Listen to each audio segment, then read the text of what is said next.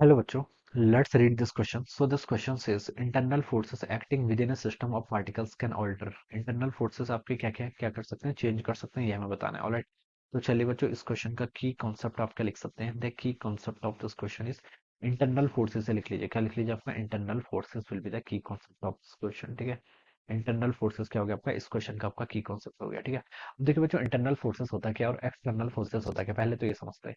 देखिए बच्चों, मान लीजिए आपके पास कोई सिस्टम है. ठीक है, जैसे मैंने यहाँ पर दो ब्लॉक सिस्टम ले लिया. क्या ले लिया? टू ब्लॉक सिस्टम ले लिया. ये आपका क्या है? टू ब्लॉक सिस्टम है. ठीक है, और यहाँ पर आपका इन दोनों के बीच की सरफेस क्या है? आपकी रफ सरफेस है. कैसी आपकी? Rough surface. ठीक है, जैसे ये समझ लीजिए, देखिए ये ब्लॉक इसके ऊपर है, तो ये ब्लॉक देखिए, अगर मैं एफबीडी बनाऊँ, ये नीचे वाले की ब्लॉक की एफबीडी, इस पर अपर वाला ब्लॉक है ऐसे नॉर्मल लगाएगा. ठीक है, ये इसके मोशन को कंस्ट्रेंट कर रहा है. अपर वाला ब्लॉक, मान लीजिए ये ब्लॉक आपका ए है, ये आपका बी ब्लॉक है.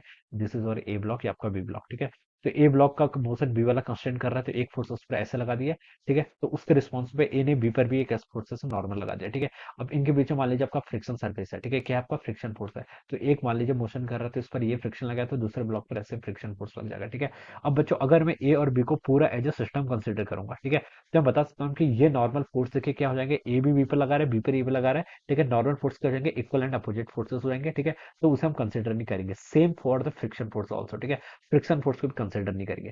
अगर मैं अपना सिस्टम सिर्फ ए को कंसिडर करूं, तब मैं इस पर देखूंगा कि बी के कारण कौन कौन से फोर्स लग रहे हैं. ठीक है, तो नॉर्मल भी कंसिडर करना पड़ेगा, फ्रिक्शन फोर्स भी आपका कंसिडर करना पड़ेगा. ठीक है, बट अगर मैं दोनों को एक सिस्टम मान लेता हूँ, ए प्लस बी सिस्टम बोल दूंगा, तो ये सारे फोर्सेस इंटरनल फोर्सेस में क्या हो जाएंगे? आपके काउंट हो जाएंगे. ठीक है, ऐसे समझते हैं इसको. ठीक है, ये आपका सिस्टम की डेफिनेशन होती है बेसिकली. ठीक है, सिस्टम हम कैसे डिफाइन करते हैं, ये हमारे इस पर डिपेंड करता है. अब क्वेश्चन पे आते हैं. Internal forces acting within a system of particles can alter. ठीक है, इंटरनल फोर्सेस से क्या चेंज होगा? अब मैंने बताया कि ये जो फ्रिक्शन फोर्स है और नॉर्मल फोर्स है, ये कैसे फोर्सेस हैं? These are internal forces. ठीक है, अब बच्चों देखिए, हमें Newton second laws of motion देखिए क्या बताती है. नेट एक्सटर्नल फोर्स जो आपका होता है, it is equal to the rate of change of momentum. किसके इक्वल होता है? आपका rate of change of momentum. हम उसको डीपी बाई डी टी लिख देते हैं. ठीक है, ये आपका क्या हो रहा था? This is from the Newton second laws of motion. ठीक है, अब क्वेश्चन में देखिए हमसे बोला है कि इंटरनल फोर्सेस की बात करिए. ठीक है, तो देखिए बच्चों, एक्सटर्नल फोर्सेस अगर आपका जीरो के इक्वल होगा, तो हम यहाँ से बता सकते थे आपका मोमेंटम क्या रहेगा? आपका कंजर्व रहेगा. सिस्टम का मोमेंटम क्या रहेगा? आपका कंजर्व रहेगा, या फिर आपका क्या रहेगा?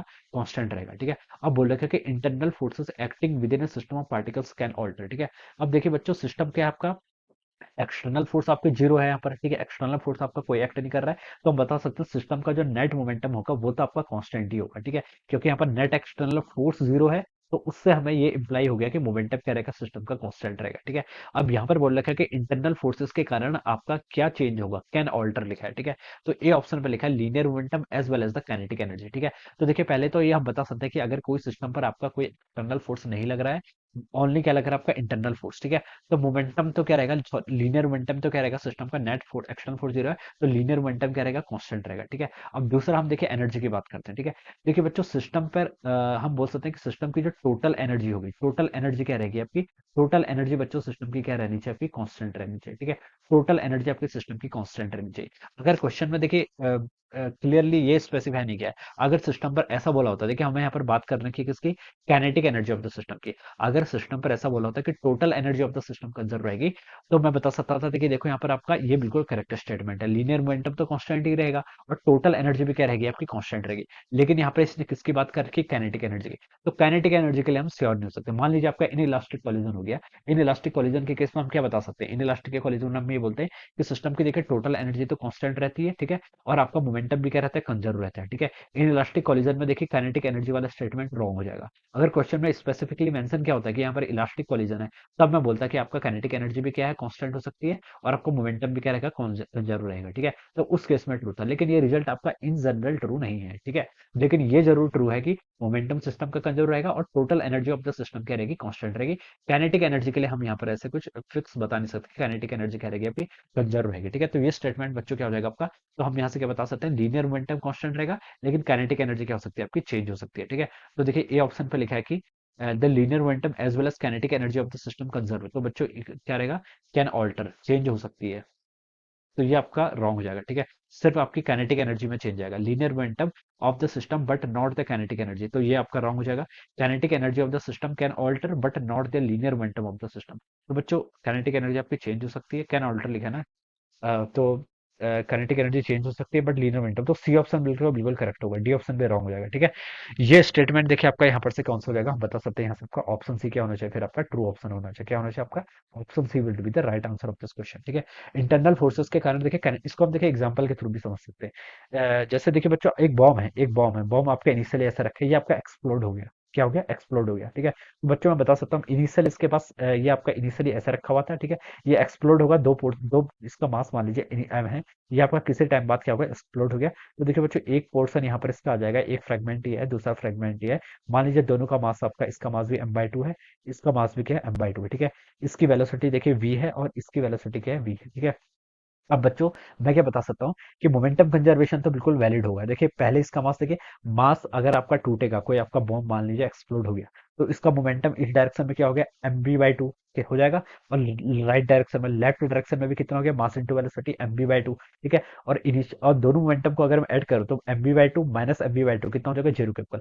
बता सकता हूँ कि इस सिस्टम का जो आपका टोटल मोमेंटम है, टोटल मोमेंटम तो क्या हो गया आपका, कंजर्व ही है, टोटल मोमेंटम क्या रहेगा, कंजर्व रहेगा। इनिशियल मोमेंटम देखिए इनिशियली रेस्ट पर था, तो इनिशियल मोमेंटम भी बच्चों कितना था, जीरो के इक्वल। और फाइनल भी देखिए क्या हो गया, इसका मोमेंटम आपका mv/2 राइट को है, इसका मोमेंटम mv/2 लेफ्ट को है, तो फाइनल मोमेंटम भी आपका नेट कितना होगा, जीरो के इक्वल। बच्चों बता सकता हूँ मोमेंटम कंजर्व रहा। अब बात करते हैं एनर्जी की, एनर्जी के लिए कुछ नहीं बोल सकते। फाइनली देखिए इनिशियल इसके पास काइनेटिक एनर्जी कितनी थी, जीरो थी। अब काइनेटिक एनर्जी जीरो नहीं, काइनेटिक एनर्जी क्या रहती है, काइनेटिक एनर्जी स्केलर क्वांटिटी, तो ऐसा नहीं कि इसकी और इसके हम डिफरेंस कर लेंगे, ऐसा नहीं है। ठीक है, लेकिन हम ये जरूर बोल सकते हैं कि टोटल एनर्जी सिस्टम की क्या रहेगी, कंजर्व रहेगी। पहले इस सिस्टम के पास मान लीजिए केमिकल एनर्जी थी, कोई और अदर फॉर्म में भी एनर्जी हो सकती है, वो हम नहीं बता सकते, लेकिन ये जरूर कह सकते हैं कि total energy of the system क्या रहेगी, कंजर्व रहेगी। अब देखिए पहले इसके पास काइनेटिक एनर्जी कितनी थी, जीरो थी, लेकिन फाइनल काइनेटिक एनर्जी जीरो के इक्वल नहीं है। ठीक है, तो आप बता सकते हैं काइनेटिक एनर्जी क्या हो सकती है, आपकी ऑल्टर हो सकती है because of the internal forces. इस पर हमने कोई एक्सटर्नल फोर्स थोड़ी ना लगाया, ये तो आपका खुद में एक्सप्लोड हो गया। ठीक है, तो हम बता सकते हैं यहाँ पर आपका क्या है, ये स्टेटमेंट है, इस तरीके से वैलिड कर सकते हैं। एक दूसरा एग्जाम्पल भी हम देखें, बुलेट और गन का ले सकते हैं। एक मान लीजिए आपके पास क्या गन है, दिस इज द गन। ठीक है, ये आपके पास क्या कोई बुलेट है। ठीक है, अब आप गन को क्या कर रहे हैं, फायर करते हैं। अगर आप गन को फायर करते हैं तो देखिए बच्चों इनिशियल मोमेंटम कितना था, जीरो के इक्वल था। जब आपने गन को फायर किया तो बुलेट तो देखिए आपकी आगे को जाएगी, इसकी वेलोसिटी ऐसा होगी। ठीक है, बुलेट पे देखिए एक आपका क्या लगता है, फोर्स लगता है बैकवर्ड डायरेक्शन पर। ठीक है, तो ये भी आपको ऐसे पीछे को क्या करती है, बैकवर्ड ऐसे फोर्स इस पर लगेगा। ठीक है, तो बता सकते हैं देखिए नेट मोमेंटम इनिशियली जीरो था, फाइनल मोमेंटम भी जीरो हो गया। लेकिन देखिए इसकी एनर्जी में तो चेंज हो गया, देखिए एनर्जी इसके पास काइनेटिक एनर्जी, इसके पास काइनेटिक एनर्जी है, लेकिन बाद में इनिशियली क्या थी, इसके पास कोई काइनेटिक एनर्जी नहीं थी। लेकिन ये जरूर बोल सकते हैं कि टोटल एनर्जी कांस्टेंट रहेगी। काइनेटिक एनर्जी कंजर्व हो ऐसा जरूरी नहीं है, लेकिन टोटल एनर्जी क्या रहेगी आपकी, कंजर्व रहेगी, ये हम यहाँ पर से बता सकते हैं। ऑलराइट, तो ये आपका क्या हो जाएगा, तो this are the examples in the support of this statement. All right, तो ये इसके आंसर हो जाएंगे। तो बच्चों कौन सा ऑप्शन करेक्ट होगा आपका, option C will be the right answer of this question. So I hope you all understood this concept. All the best and thank you so much.